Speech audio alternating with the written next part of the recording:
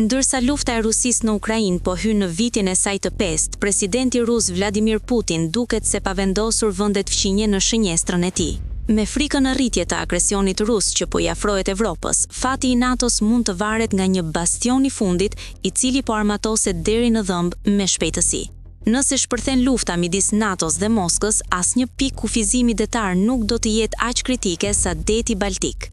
Dhe i vendosur pikërisht në zemër të rrugës së ngushtë dhe të cekët ujore ndodhet Gotlandi, ishulli më i madh i Suedis i cili është quajtur edhe Speranca e NATO-s. Pavarësisht se krenohet me arkitekturën e mrekullueshme mesjetare dhe brigjet piktoreske, destinacioni popullor turistik tani po fortifikohet shpejt. Sistemet e raketave të teknologjisë së fundit, kazermat e reja dhe qendrat e mbikëqyrjes po grumbullohen në ishull ndërsa frika e një sulmi rus ndaj Evropës rritet çdo ditë. Por ky nuk është vetëm një reagim i menjëhershëm ndaj agresionit të Putinit, pozicioni i Gotlandit është jetik. Ekspertët thonë se forcimi i mbrojtjes në ishull ka dy fokuse kryesore për Stockholmin.